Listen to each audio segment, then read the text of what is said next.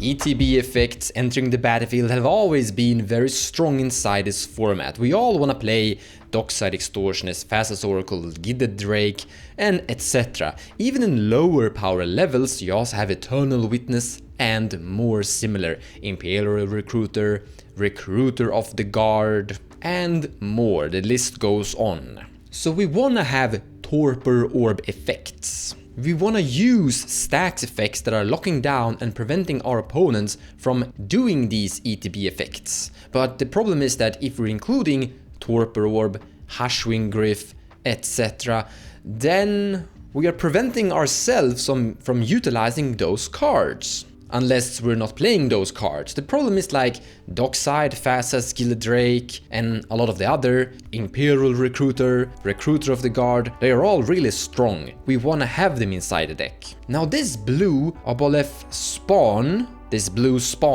have a mana cost of 3, fish, horror, creature with flash, ward 2, 2/3. With a passive ability Probing Telepathy. Whenever a creature entering the battlefield under an opponent's control causes a triggered ability of that creature to trigger, you may copy that ability. You may choose new targets for the copy. With this, you're breaking parity, or well, actually, to be completely honest, this is not a Torpor Orb effect. This is not preventing your opponents from actually getting the ETB effect. They are getting them, but you're getting them too. So as a power level comparison here, if we compare this blue Aboleth Spawn with something like an opposition agent, then the black anti-search Hate Bear is preventing the search effect while also getting a benefit. This Aboleth Spawn, I'm really practicing on my pronunciation here, okay? But this Aboleth Spawn isn't preventing the Torpor effect, it's gaining a profit.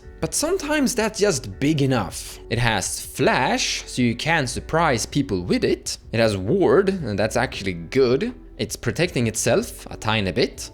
It's making it hard to like get rid of it that easily. But if someone resolves, let's say an Dockside Extortionist next to Aboleth Spawn, then you're gaining that trigger, and you're also gaining it before them. If you have this in your hand, someone casts a Fastest Oracle, then you can cast this, and then respond with a Demonic Consultation, and then win the game on top of their win attempt. They are gonna gain the Fastest Oracle trigger, but you're gonna put a copy of the Fastest Oracle trigger on the stack that's gonna resolve before theirs. Now there are lots of different creatures with crazy entering the battlefield effects that we could really utilize from this thing. There are even some small ones here and there as well, so you can gain like a tiny value now and then. For example, Tivit, Seller of Secrets.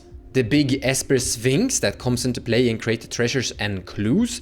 Like, he's going to be casted. The player playing Tivit isn't gonna hold back just because this Aboleth Spawn is in play. Eventually they're gonna cast the big Sphinx and you're gonna gain that tiny little bit of value. Now you're not gaining any value when Tivit actually attacks and connects to someone's face, but you're still gaining the value when it comes into play. Ranger Captain of Eos is a popular card that a lot of people play, not for the ETB effect, because of the sacrifice ability to prevent people from casting non-creature spells from the Ranger Captain of Eos.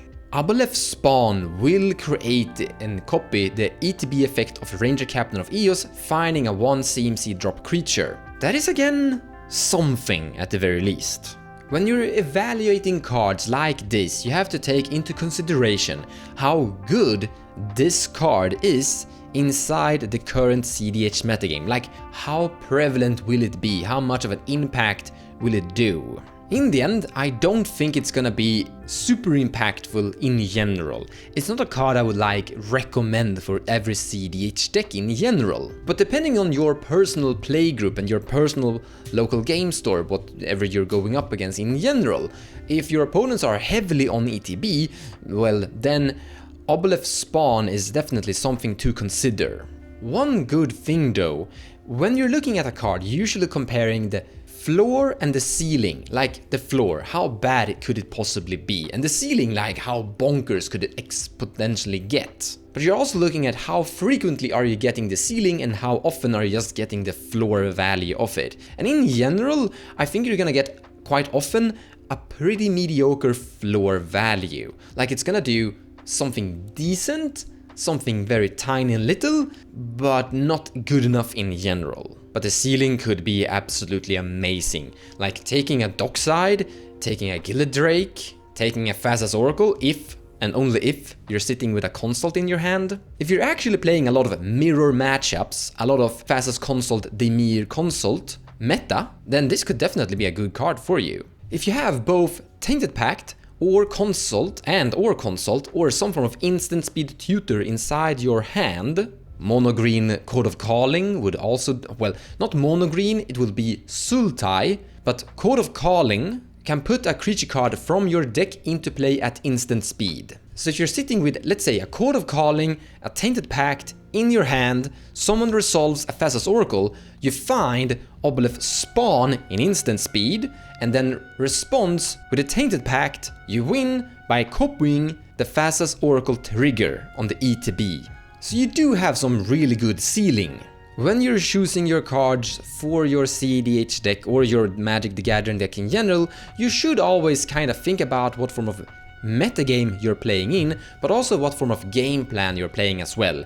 Is this card actually gonna function and work inside your deck in general? Like, what commander could possibly like this? Tymna would probably like it. Tymna likes hate bears, or well, Tymna functions very well with hate bears, especially hate bears that have some decent toughness that can actually go to attack. So Tymna and Aboleth Spawn should work fine. This demands that you're pairing up Tymna with some other blue commanders like Crom. Thrasius could also be a very good consideration for Aboleth Spawn, because if you're getting a Dockside ETB stolen with this thing, then Thrasius can consume all of those treasures that you generated into a Thrasius activation. But there are lots of different commanders depending on your strategy that you're playing that could utilize this creature depending on. Thank you so much for watching, guys, and I hope you enjoyed the video and potentially, hopefully, the most important thing, got inspired in any form of way. I like to make these videos that are talking about cards, how they could function inside